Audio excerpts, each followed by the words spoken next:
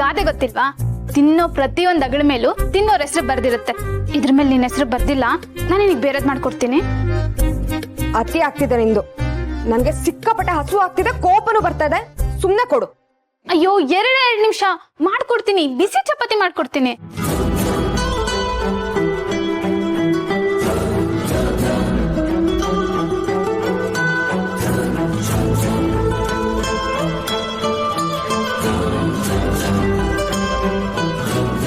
ಏನ್ ಲಡ್ಡು, ನಿನ್ ಮುಖದಲ್ಲಿ ತುಂಬಾ ಬದಲಾವಣೆ ಕಾಣಿಸ್ತಿದೆ.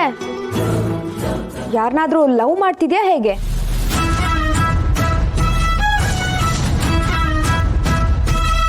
ಈಗ ನಿನ್ನಲ್ಲಿ ಪ್ರೀತಿ ಇರೋದೇ ನಿಜವಾಗಿದ್ದರೆ ಅದು ನಿನ್ನ ಮುಖದಲ್ಲಿ ಎದ್ದು ಕಾಣುತ್ತೆ. ಅವನ ನೆನಪಾದಾಗಲೆಲ್ಲ ನಿನ್ನ ಮುಖದಲ್ಲಿ ನಗು ಬರುತ್ತೆ. ಇಲ್ಲಪ್ಪ, ಲವ್ ಗಿವು ಏನೂ ಇಲ್ಲ. ಇಲ್ಲಿ ನೋಡು, ನನ್ನ ಮುಖ ಈಗ ಮಂಕಾಗೆ ಇದೆ. ಸರಿ ಹೋಯ್ತು, ನಿನ್ ತಲೆ ಕೆಟ್ಟು ಹೋಗಿದೆ. ಸರಿ ಸರಿ, ಬೇಗ ಚಪಾತಿ ಮಾಡ್ಕೊಡು, ಹಸುವಾಗ್ತಿದೆ.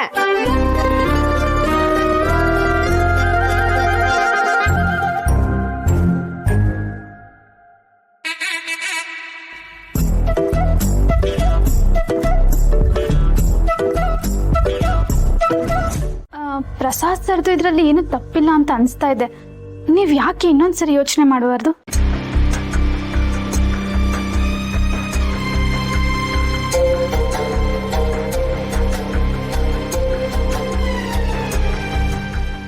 ನೋಡು ಮಗು, ನಾನು ಕೆಲವೊಂದು ವಿಚಾರಗಳನ್ನು ಯೋಚನೆ ಮಾಡಿದ್ದೀನಿ.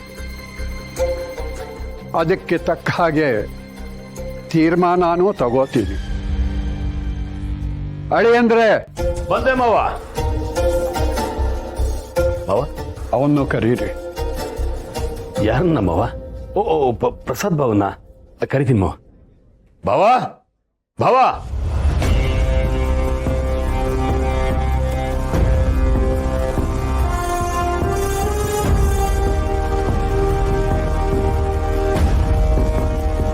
ನಾನು ಕಳೆದ 2 ದಿವಸದಿಂದ ಹೊರಗಡೆ ಸುತ್ತಾಡಿ ಸುಮಾರಷ್ಟು ವಿಷಯಗಳನ್ನು ಕಲೆ ಹಾಕಿದ್ದೀನಿ.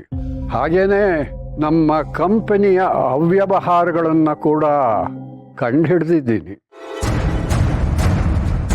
ಅದಕ್ಕೆ ಸಂಬಂಧಪಟ್ಟವ್ರನ್ನೆಲ್ಲ ಕೇಸ್ ಹಾಕಿ ಜೈಲಿಗೆ ಕಳಿಸ್ಬೇಕು ಅಂತಾನೂ ಇದ್ದೀನಿ.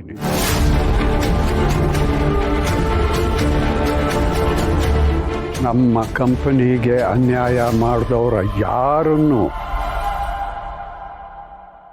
ನಾನು ಸುಮ್ಮನೆ ಬಿಡೋನಲ್ಲ.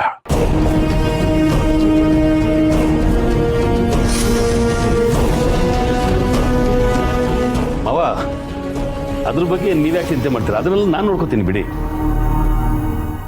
ಚಿಂತೆ ಮಾಡಲೇಬೇಕು. ನಾನೇ ಚಿಂತೆ ಮಾಡಬೇಕು. ಯಾಕೆಂದ್ರೆ ಆ ಕಂಪನಿನ ಹುಟ್ಟು ಹಾಕಿದವನು ನಾನು. ಜನ ಸಿಹಿ ಗಳಿಗೆನಲ್ಲಿ ಸಿಹಿ ತಿಂದು ಸಂತೋಷ ಪಡಬೇಕು ಅಂತಿರ್ತಾರೆ. ಆದರೆ ಸಿಹಿ ತಿಂದವರ ಜೀವನನೇ ಕಹಿ ಮಾಡೋದು ಅಂದರೆ ಅದು ಪಾಪದ ಕೆಲಸ ಅಲ್ವಾ? ನಮ್ಮ ಬ್ರ್ಯಾಂಡ್ ಸಿಹಿ ಅಂತಂದ್ರೆ ಜನ ಮುಗಿ ಬಿದ್ದು ತಗೋತಾರೆ, ಸಂತೋಷ ಪಡ್ತಾರೆ. ಆದರೆ ಈಗ ಆ ಸಿಹಿ ತಿಂದು ಆಸ್ಪತ್ರೆಗೆ ಸೇರಿದ್ದಾರೆ. ಸುಮ್ಮನೆ ಹಾಗೆ ಬಿಟ್ರೆ ಪಾಪ ಪ್ರಜ್ಞೆ ಕಾಡುತ್ತೆ ನನಗೆ. ಅಳಿಯಂದ್ರೆ ಪಾಪ ಪ್ರಜ್ಞೆ ಕಾಡುತ್ತೆ. ಅದೇನೇ ಇರ್ಬೋದು ಮಾವ, ಆದರೂ ಇದರಲ್ಲಿ ತಪ್ಪು ಮಾಡಿದವರಿಗೆ ಪಾಪ ಪ್ರಜ್ಞೆ ಕಾಡಬೇಕು, ನಾಚಿಕೆ ಆಗಬೇಕು. ಅದಕ್ಕೆ ಅವರಿಗೆ ತಕ್ಕ ಶಿಕ್ಷೆನೂ ಆಗಬೇಕು. ತಾತ, ನಾನು ಹೇಳಿದ್ದು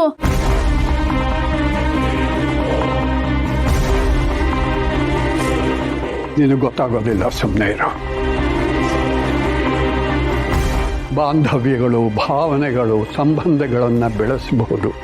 ಆದರೆ ಆ ಬಾಂಧವ್ಯಗಳು ಮಾಡಿರೋ ತಪ್ಪನ್ನ ಮುಚ್ಚಿ ಹಾಕಬಾರದು. ದ್ರೋಹನ ಸಹಿಸ್ಕೋಬಹುದು, ಆದರೆ ನಂಬಿಕೆ ದ್ರೋಹನಲ್ಲ.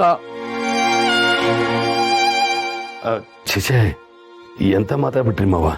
ನೀವು ಈಗಲೇ ಇಂಥ ನಿರ್ಧಾರಕ್ಕೆ ಬರಬಾರ್ದು. ಯಾವ ನಿರ್ಧಾರ ತಗೋಬೇಕು, ಯಾವ ನಿರ್ಧಾರ ತಗೋಬಾರದು ಅಂತನ್ನೋದು ನನಗೆ ಬಿಟ್ಟಿದ್ದು. ನನಗದು ಗೊತ್ತೂ ಇದೆ. ಇನ್ನು ಮುಂದೆ ಕಂಪನಿಯ ಎಲ್ಲ ವ್ಯವಹಾರಗಳನ್ನು ನೀವೇ ನೋಡ್ಕೊಳ್ಳಿ ಅಳಿ ಅಂದ್ರೆ.